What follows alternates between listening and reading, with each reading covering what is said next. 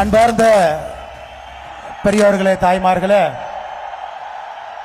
நம்முடைய பாரத பிரதமர் வெற்றி நாயகன், இந்த உலகத்தினுடைய விஸ்வகுரு, என்னுடைய மூச்சு இருக்கும் வரை என்னுடைய தேசம் முதன்மையானது என்று முழங்கக்கூடிய நரேந்திர மோடி ஐயா அவர்கள் இன்று சேலம் வந்திருக்கின்றார். ஐயா சாதாரணமா வரலீங்க. தமிழ்நாட்டில் இருக்கக்கூடிய பலம் பொருந்திய எல்லா தலைவர்களையும் தன்னோடு அழைத்து வந்திருக்கின்றார்.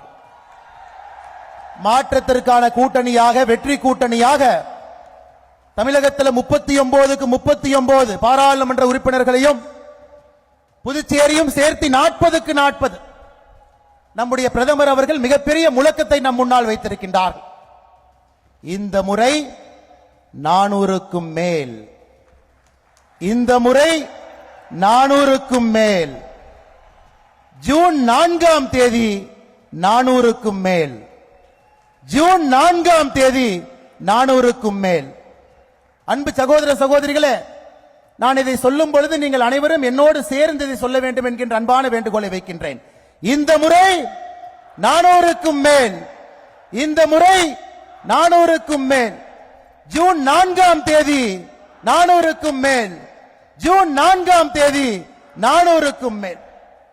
400 பாராளுமன்ற உறுப்பினர்களை தாண்டி நம்முடைய தேசிய ஜனநாயக கூட்டணி 3வது முறையாக தொடர்ந்து ஆட்சியிலே அமர்ந்து நம்முடைய பிரதமராக 3வது முறையாக இந்த ஏழை தாயினுடைய மகன் தன்னுடைய வாழ்க்கை முழுவதுமே வறுமையை பார்த்து, வறுமையிலே யாரும் பிறக்கக்கூடாது, பிறந்திருந்தாலும் கூட வறுமை என்கின்ற கொடிய நோயை ஒழித்து கட்ட வேண்டும் என்பதற்காக ஆட்சி நடத்தி கொண்டிருக்கக்கூடிய பாரத பிரதமர் நரேந்திர மோடி அவர்கள் 3வது முறையாக ஆட்சியிலே நாம் அமர்த்தி அழகு பார்க்க போகின்றோம். சகோதர சகோதரிகள், 400 என்பது சாதாரண ஒரு வார்த்தை இல்லைங்க, ஒரு மந்திர சொல். மந்திர சொல். இந்த மந்திர சொல்லுக்காகத்தான் சமூக நீதி காவலர் ஐயா ராமதாஸ் அவர்கள் கைகோர்த்து மேடையின் மீது 2 முறை நம்மோடு தொடர்ந்து இருக்கக்கூடிய ராமதாஸ் ஐயா அவர்கள் 3வது முறையும் 400க்கு மேல் என்கிற மந்திர சொல்லுக்காக வந்திருக்கிறார்.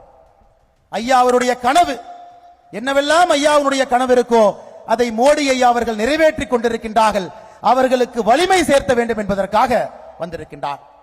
மேடையில் எதிர்க்கக்கூடிய ஒரு தலைவரும் கூட மோடி ஐயாவுடைய கரத்தை வலுப்படுத்த வேண்டும்.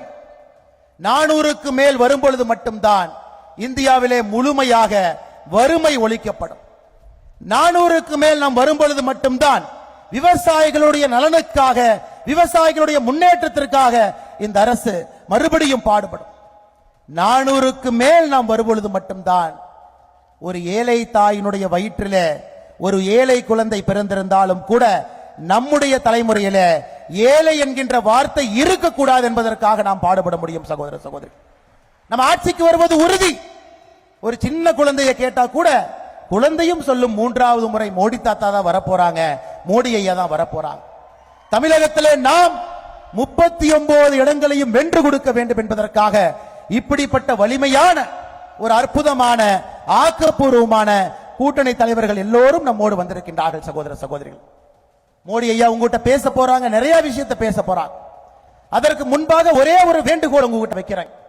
மோடி ஐயா சொல்றாங்க, என்னுடைய பெரிய வருத்தம் தமிழ் மொழியை கற்றுக்கொள்ள முடியவில்லை என்பது அவருடைய பெரிய வருத்தம் என்று சொல்லுகின்றார்.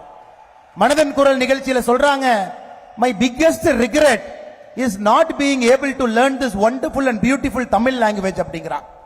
தமிழ் மொழியை என்னால் கற்றுக்கொண்டு பேச முடியவில்லையே என்று கண்ணீர் சிந்துகின்றார்.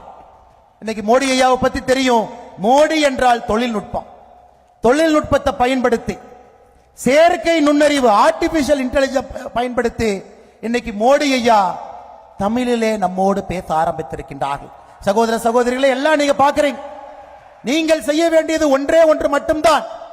நமக்காக தமிழிலே பேசக்கூடிய மோடி ஐயாவை ட்விட்டர்ல, எக்ஸ் வலைதளத்துல நமோ இன் தமிழ் அப்படிங்கிற ஐடியில் ஐயா பேசுறாங்க. அதை நாம் ஃபர்ஸ்ட் பார்க்கணும், அதை பகிர வேண்டும், புதிய மனிதர்களுக்கு அறிமுகப்படுத்த வேண்டும். என்னங்க மோடி ஐயா மட்டும் தமிழ்ல பேசினா தமிழ்நாட்டில் அரசியல் கட்சிகள், எதிர்கட்சிகள் இருக்கும்னு நினைக்கிறீங்களா? ஒருவர் கூட இருப்பதற்கு வாய்ப்பில்லை. செய்திகளை உடனுக்குடனும் துல்லியமாகவும் தெரிந்து கொள்ள சப்ஸ்கிரைப் பண்ணுங்க.